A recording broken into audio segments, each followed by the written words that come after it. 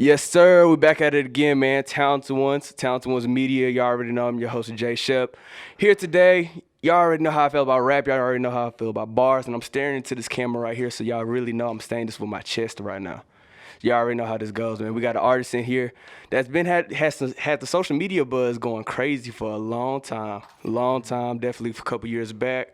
Y'all done seen him with his freestyle videos on Twitter, IG, and probably anywhere else. You seen him with this dude on the side of him, Greg.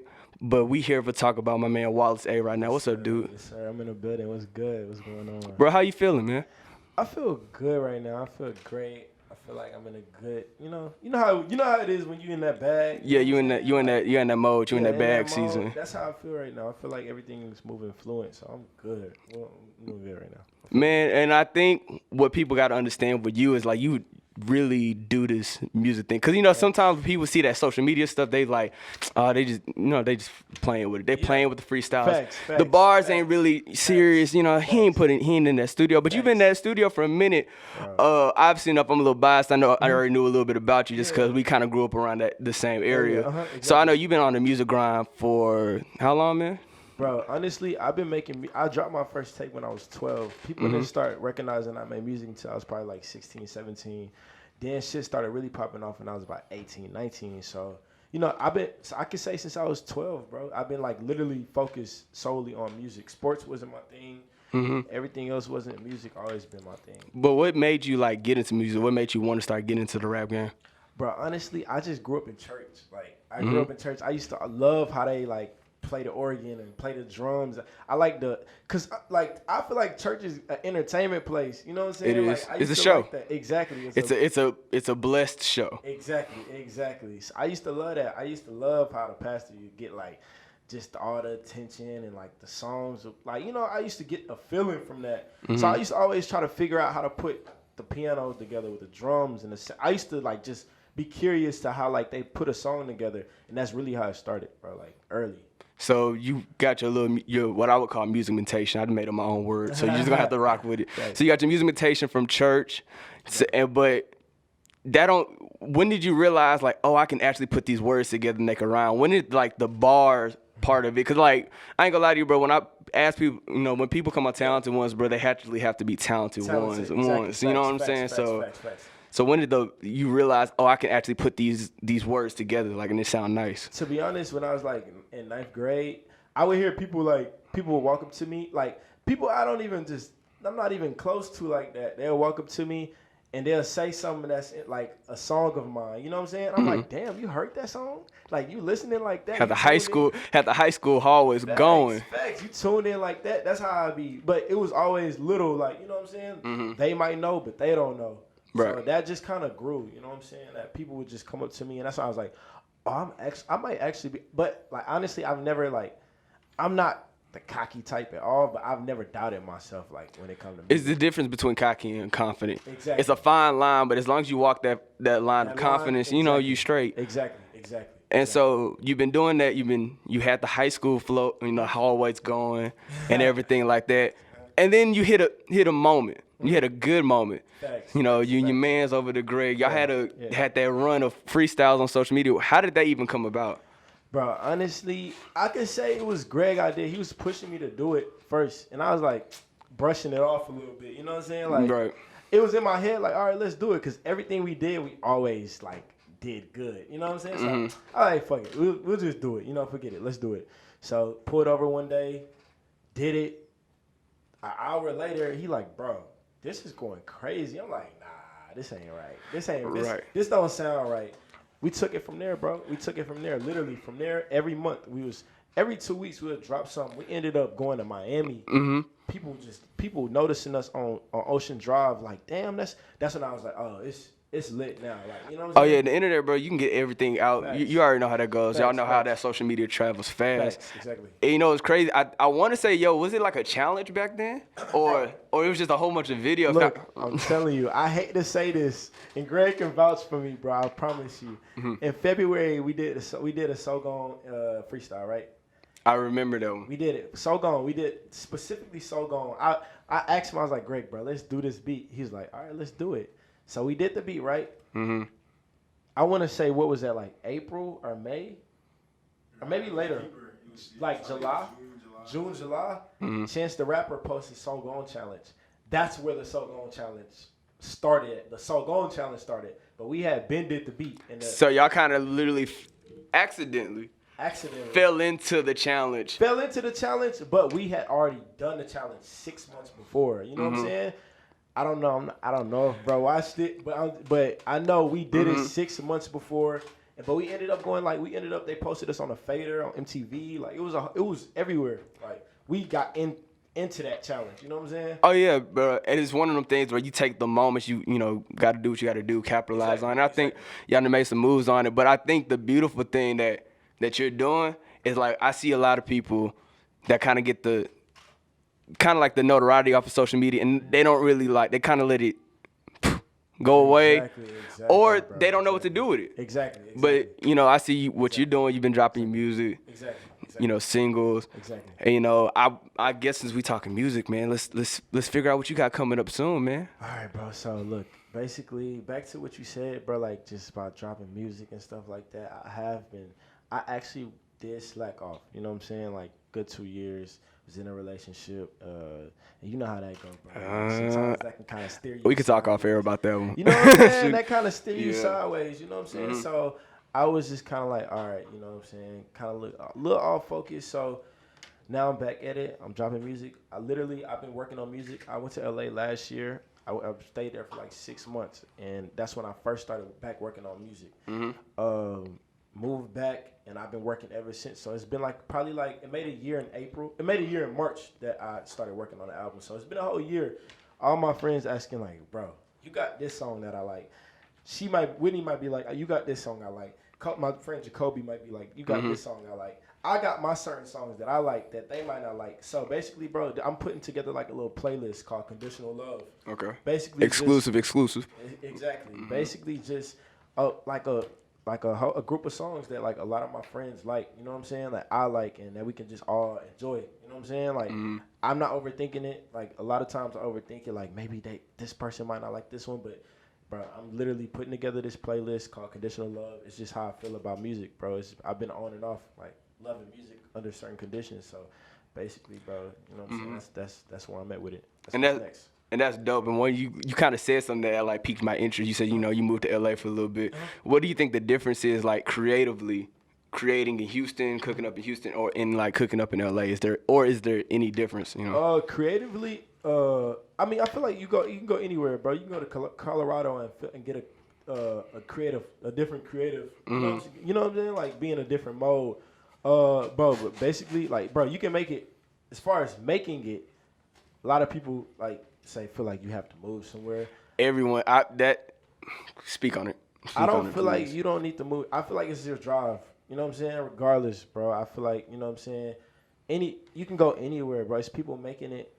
Cash Page is made out of Dallas. It's not a lot of people. Shout out to Cash Page. We need the interview. Exactly, bro. It's a lot of people out here it don't matter where you at. It's your drive. You know what I'm saying? You feel like you got to move to make it, and obviously you don't want it bad enough where you at. You know what I'm saying? That's how I feel.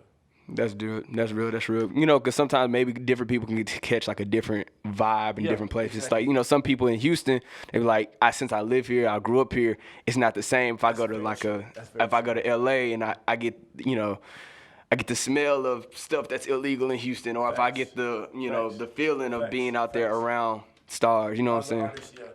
That's very true, though. That's very true. I probably made some of the best music I have ever made in LA just because you are I'm not saying I'm not comfortable who I am in Houston, but when I'm in Houston, ask Greg. When we in Houston, when we go out, bro, we have to it's not a persona, but it's like competitive. You know what I'm saying? Like we come out and we like, all right, we know y'all. We know y'all. Y'all might know us. We know, we might not say we know y'all. Y'all might not say y'all know us. It's all that. It's just competitive.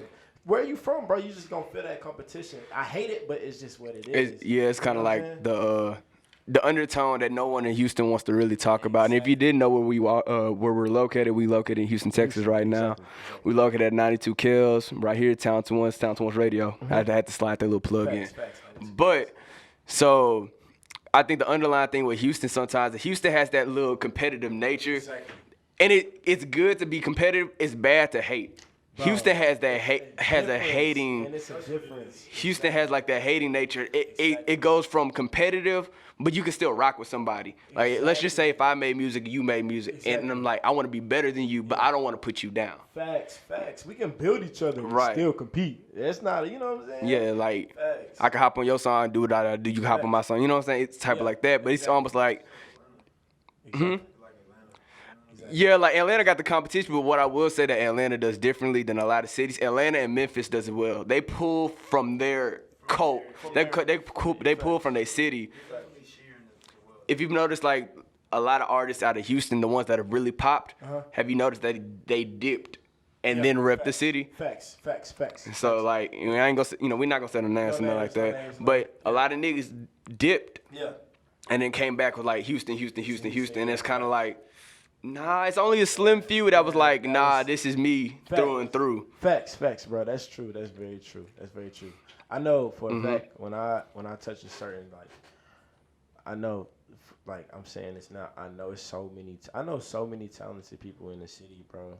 I know so many talented. It's that a lot. It's just like I'm like, you know what I'm saying? It's so many talented people in Houston, bro. It's people that do PR, people that do what you do, people that do clothes that's just going unnoticed, bro. And it's like, we gotta, That's why, that's kind of like where like my things pull from, you know what I'm saying? Like this is, I'm gonna say this real quick. We talking about you, this is your time. Yeah, facts. I'm gonna say this real quick. So like, how this has come from, this is like, not for Houston, but this is like we trying to be nationwide, but Yeah, at the same facts. time, why we got to move to be nationwide? Facts. So we trying to talk to everybody. We trying to exactly. talk to talent. I'm talking to a dude talented out of my own city. Exactly. Facts. And so it's kind of funny because that doesn't really go into my next question, but we're gonna flip into it anyway, just because it is what it is. I asked everybody on TalentedOnes this one question, man.